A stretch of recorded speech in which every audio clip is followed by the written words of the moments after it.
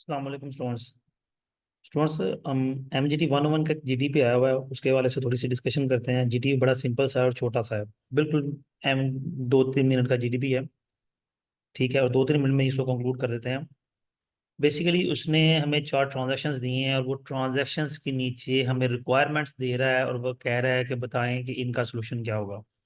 जैसे कि ट्रांजेक्शन 1 में कह रहा है the company received 1 lakh in cash for services rendered. अगर इसकी जनरल एंट्री करें तो ये सिंपली होगा कि कैश रिसीव किया है, कैश डेबिट हो जाएगा एज ए एसेट, और सर्विसेज प्रोवाइड की है तो सर्विसेज या रेवेन्यू क्रेडिट हो जाएगा एज ए रेवेन्यू।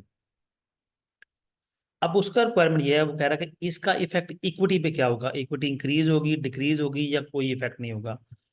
तो कैश का तो इक्विटी पे कोई इफेक्ट नहीं होता, लेकिन जो रेवेन्यू आया है उस रेवेन्यू की मदद से हमारा प्रॉफिट इंक्रीज होगा, और प्रॉफिट जो है अल्टीमेटली इंक्रीज इन इक्विटी का बायस बनता है।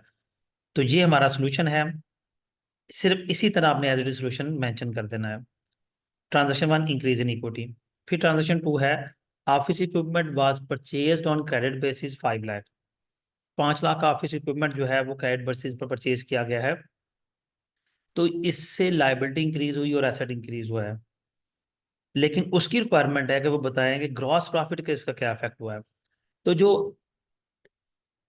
ऑफिस इक्विपमेंट है इसकी डेप्रिसिएशन चार्ज हो सकती है, लेकिन डेप्रिसिएशन भी ग्रॉस प्रॉफिट पे इफेक्ट नहीं करती, वो नेट प्रॉफिट पे इफेक्ट करती है। तो इसका मतलब है सर ग्रॉस प्रॉफिट पे कोई इफेक्ट नहीं होगा, तो no effect on gross profit. तीसरी है utilities expense for the month paid amounting 2 lakh. Expense पे किया गया है, इसे पे हुआ है, तो कैश में कमी है, एसेट में कमी है ये। उसने पूछा भी यही है, एसेट इंक्रीज हुआ या डिक्रीज हुआ, तो डिक्रीज इन एसेट हो गया। Goods costing 50,000 was sold on credit 80,000।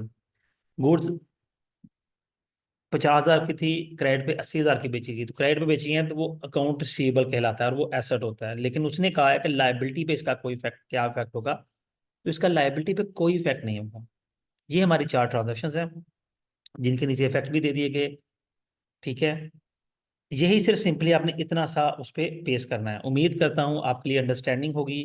Assignment अपना, सॉरी GDP अपना बहुत सा ख्याल रखिएगा।